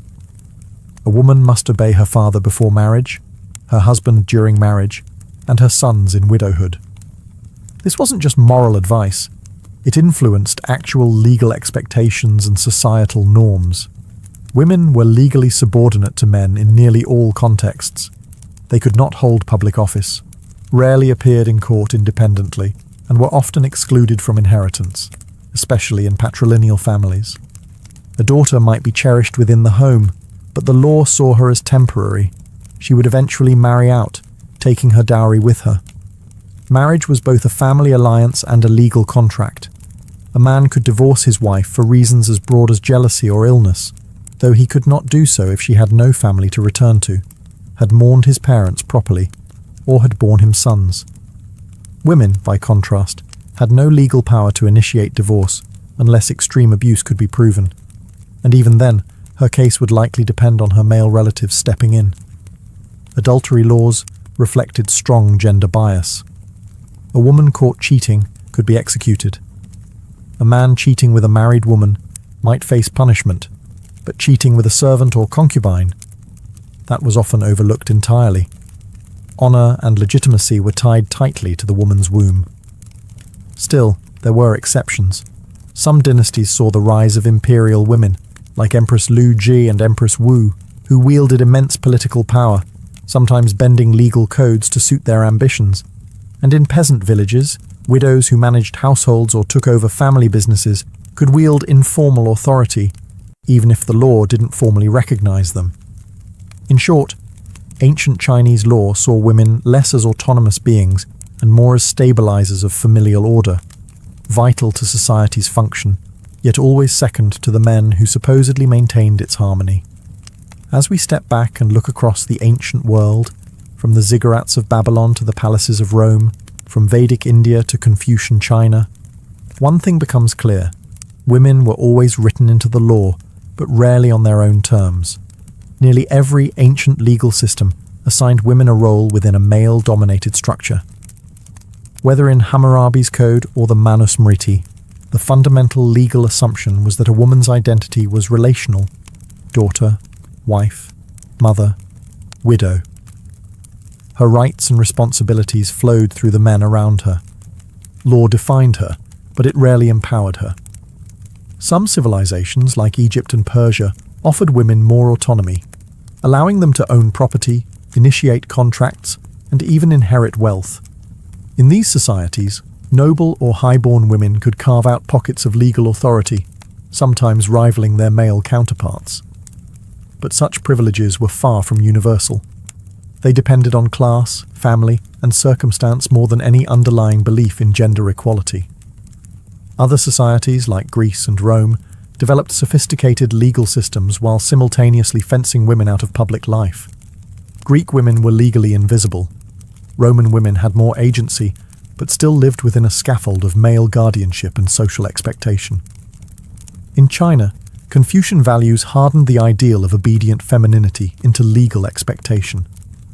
The law wasn't just about punishment, it was about preserving cosmic harmony, and that meant everyone, especially women, knew their place in the social order.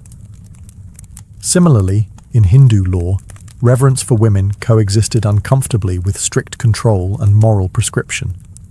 Religious laws, such as Jewish halakha or Zoroastrian purity codes, often placed women at the intersection of sacred and profane. A woman's body could bring honor or impurity, blessing or danger, depending on how closely she followed the rules. And yet, within these systems, women adapted, resisted, and endured. They found ways to exercise influence through family, faith, property, or sheer determination.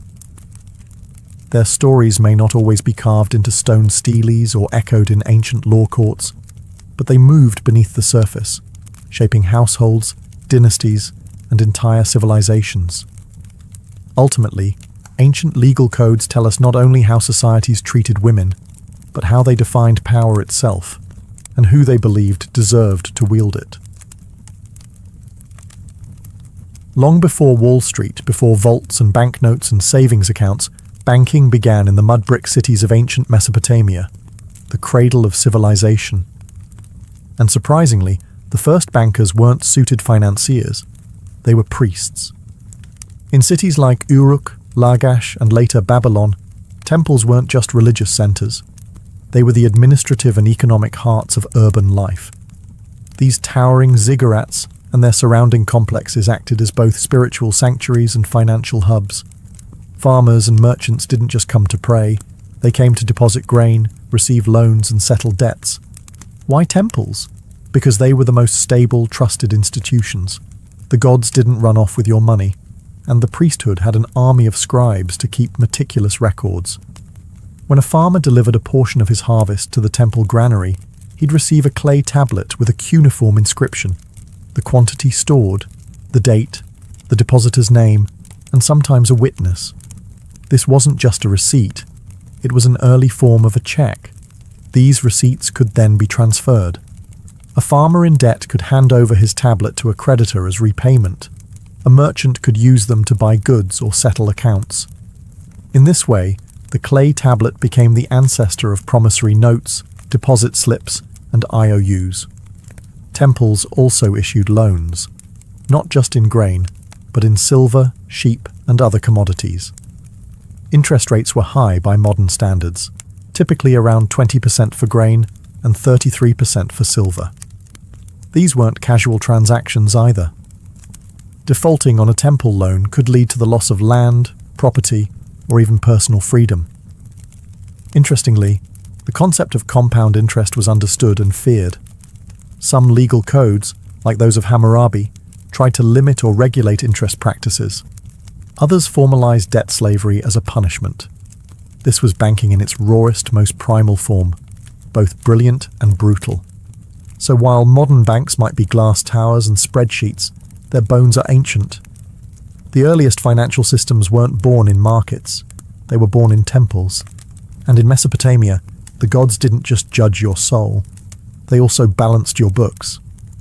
By the time Babylon rose to power under kings like Hammurabi in the 18th century BCE, Mesopotamian banking had become more sophisticated and more personal.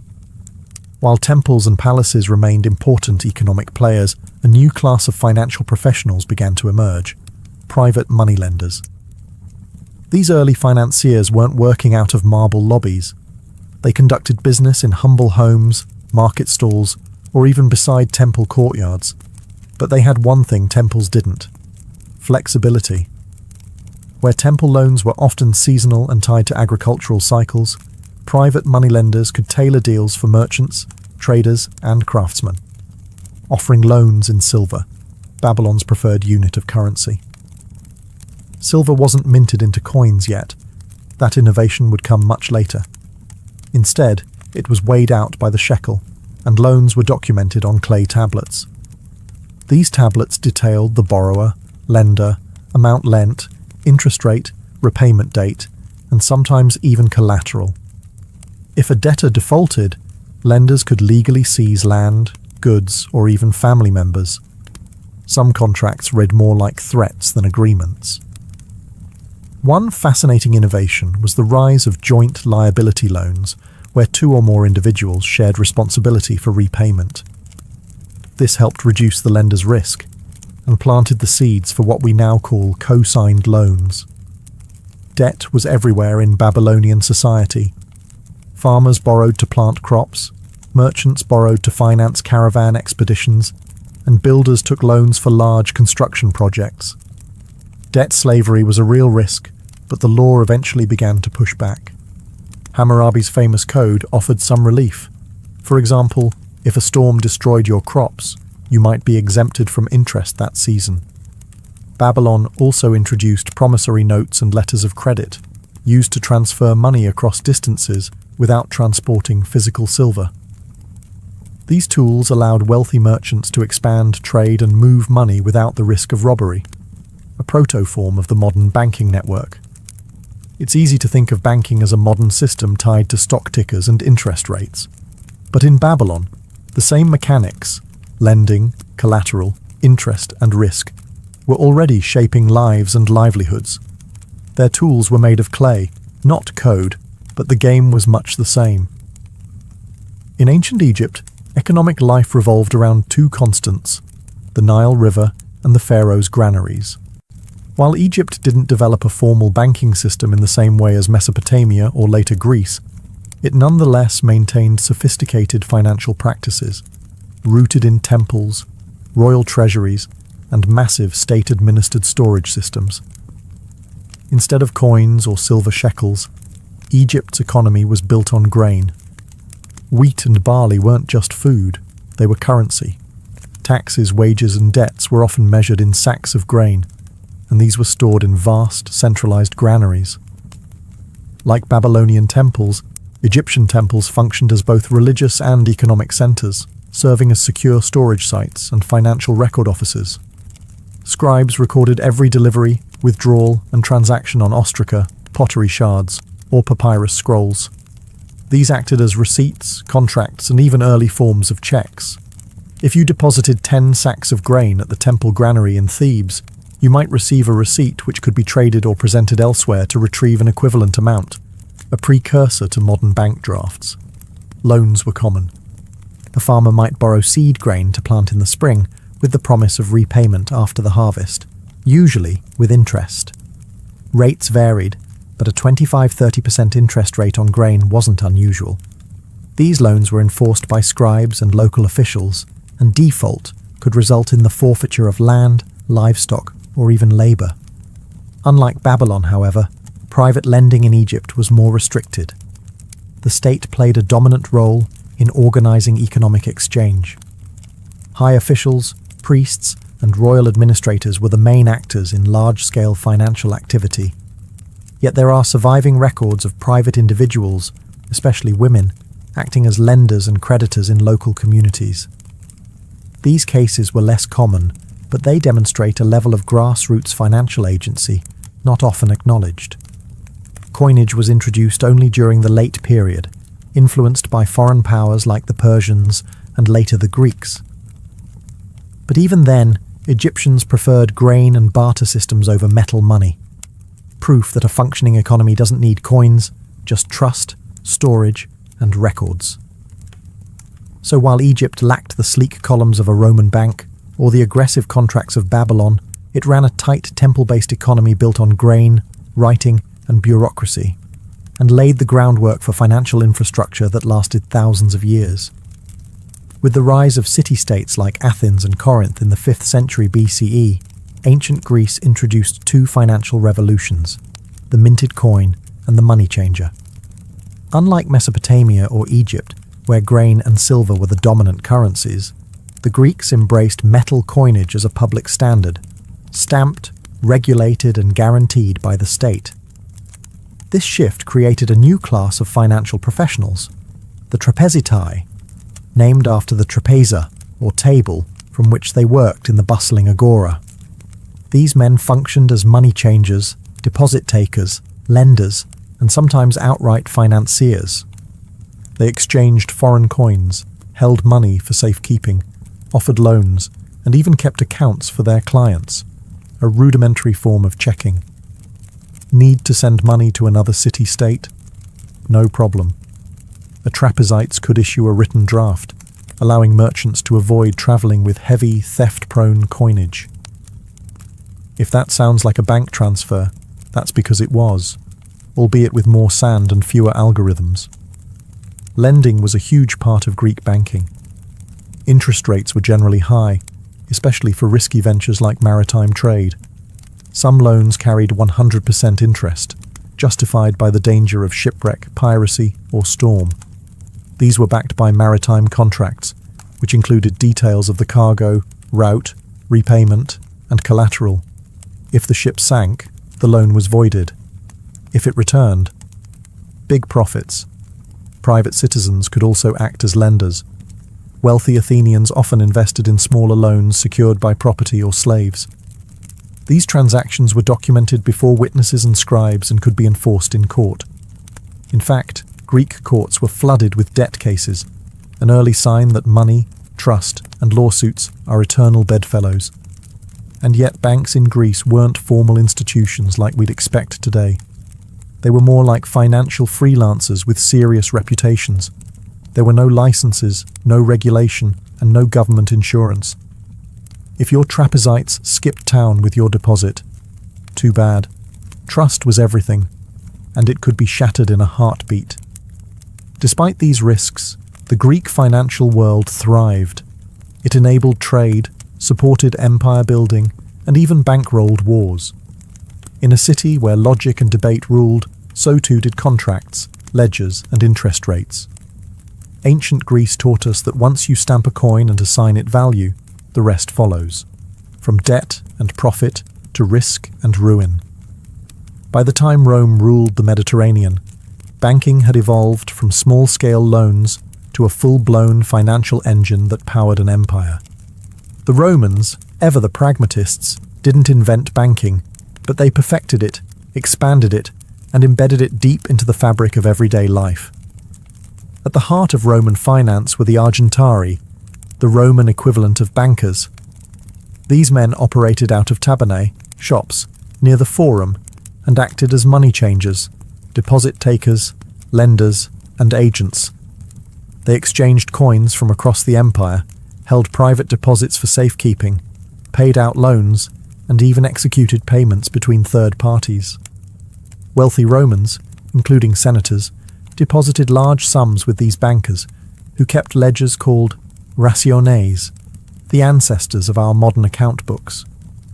A client could authorize a banker to pay another person using their deposit, creating an early version of the check. Want to send money to Carthage or Alexandria? No need to pack a bag of coins. Your banker could issue a letter of credit. The real fuel behind Roman banking, however, was credit. Loans weren't just for emergencies. They were used for trade, land purchases, construction projects, even election campaigns. Lending at interest, usually around 12%, though it could be higher or lower depending on risk, was legal, though subject to regulation. Usury, the charging of excessively high interest, was frowned upon but often ignored. Collateral was key. Land, slaves, or future earnings could all secure a loan. And Rome had robust legal enforcement. If you didn't pay your debts, you could be dragged to court, have your property seized, or in extreme cases, be enslaved. Unlike earlier societies, Rome allowed corporations of financiers known as societas publicanorum, publicani, to handle large-scale government contracts, including tax collection. These were profit-seeking enterprises with investors, managers, and shareholders, making them eerily similar to modern banks and hedge funds. Yet there were risks. Roman bankers weren't state-backed, and financial crises did happen.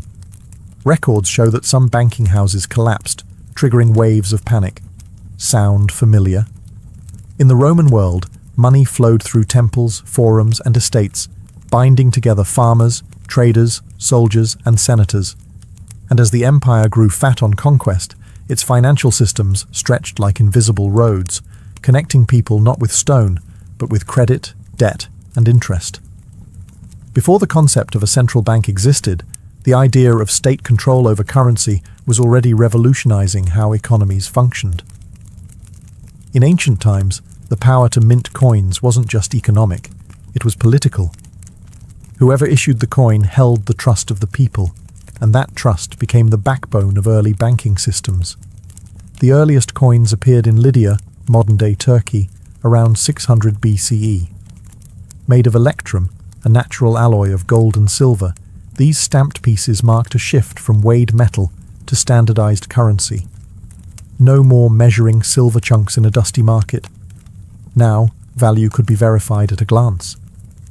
Other civilizations quickly adopted the idea. The Greeks minted drachmas, the Persians issued darics, and the Romans built an entire empire on denarii. These coins bore state symbols, images of gods or rulers, and inscriptions, not just to represent value, but to signal legitimacy and control. A coin was as much a piece of propaganda as it was a financial tool. With state-backed coinage came new financial behaviors. Hoards of coins were stored in temples, households, and merchant treasuries. Lending became easier and more portable.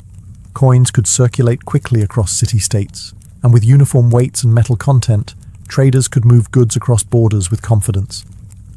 In turn, early bankers, from Mesopotamian lenders to Roman argentari, adapted to this new certainty.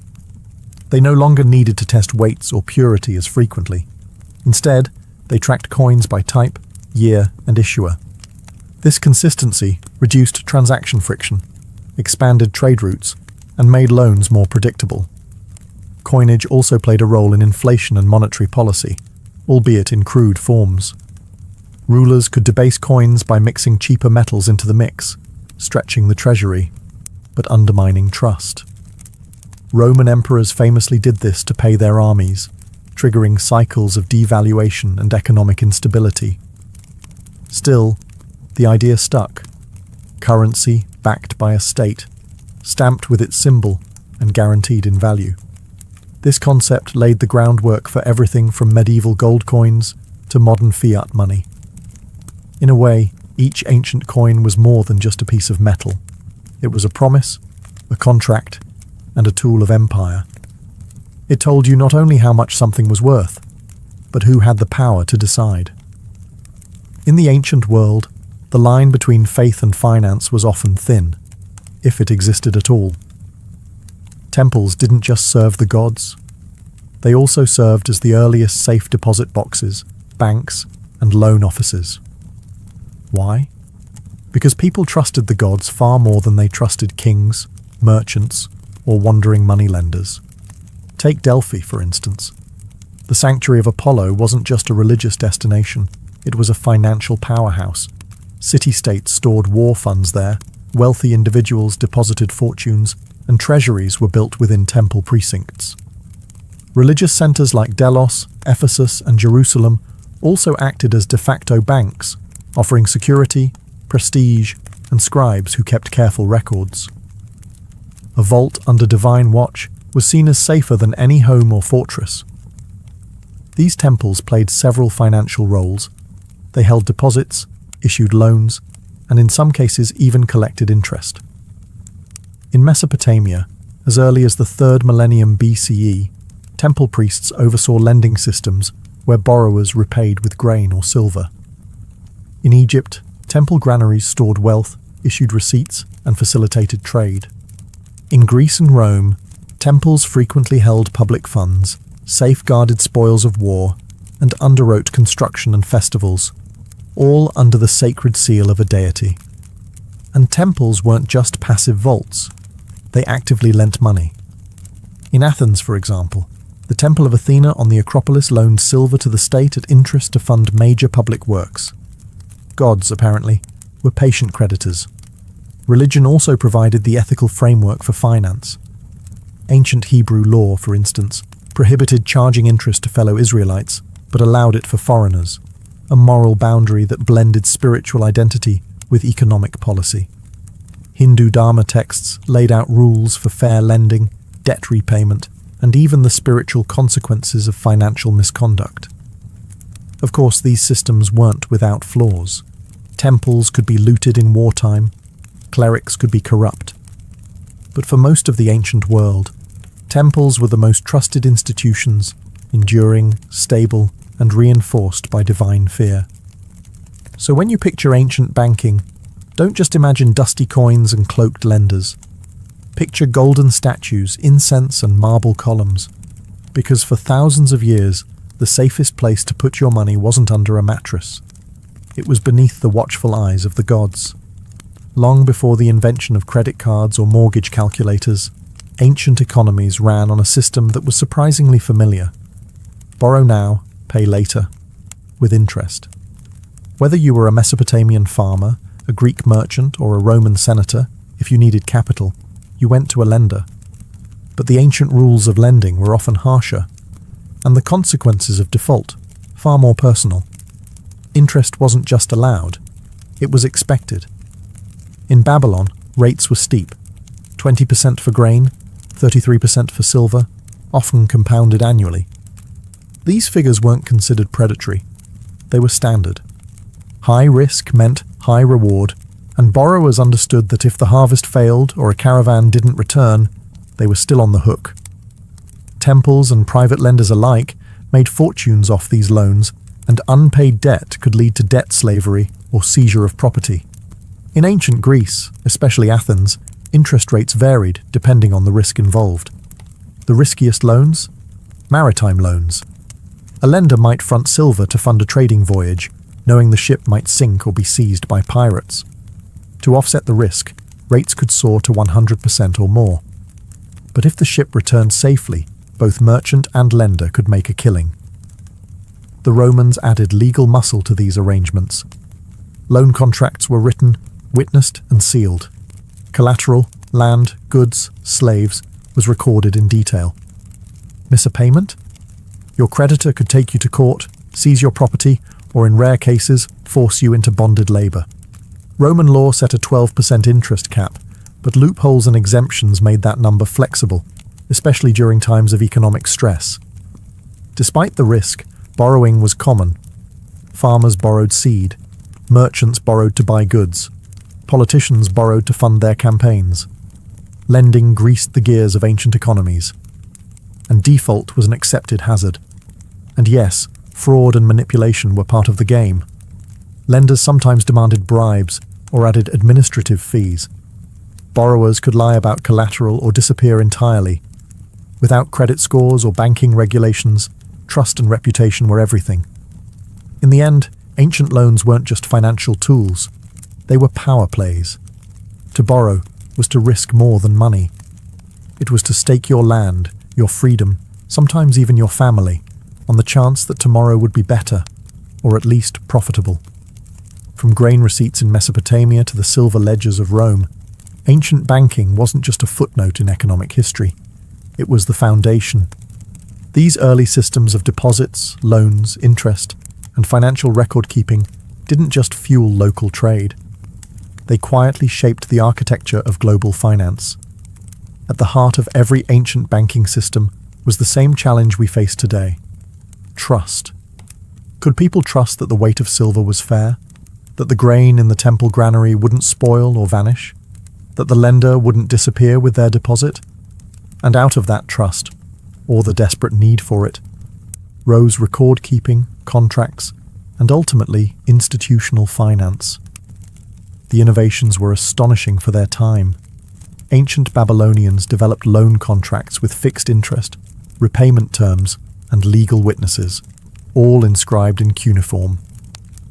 Ancient Greeks pioneered letters of credit, allowing funds to be transferred between city-states without carrying coins.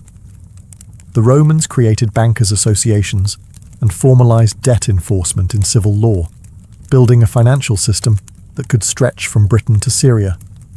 Even today, echoes of ancient banking remain. The modern check evolved from Mesopotamian clay receipts. The concept of collateralized loans is rooted in Babylonian and Roman practices. Central banking and monetary policy trace their ancestry back to rulers who manipulated coin purity or temple wealth to fund armies and public projects. And what about regulation? Well, it turns out ancient societies understood financial crises all too well. In Babylon, kings periodically declared debt forgiveness to prevent social collapse. Roman emperors sometimes imposed interest caps to curb predatory lending. These weren't just economic decisions. They were political acts aimed at keeping society balanced and stable. But perhaps the greatest legacy of ancient banking is the realization that finance is not new. The tools have changed. Clay tablets became spreadsheets, silver shekels became digital currencies. But the fundamental human behaviors remain: risk, ambition, trust, fear, and the hope of gain. The next time you log into your bank app or swipe a credit card, remember, you're not doing anything new. You're participating in a system that began with scribes in temples, coins stamped by kings, and farmers betting their harvest on a better season. And it all began with a simple idea. Sometimes, to build the future, you have to borrow from it.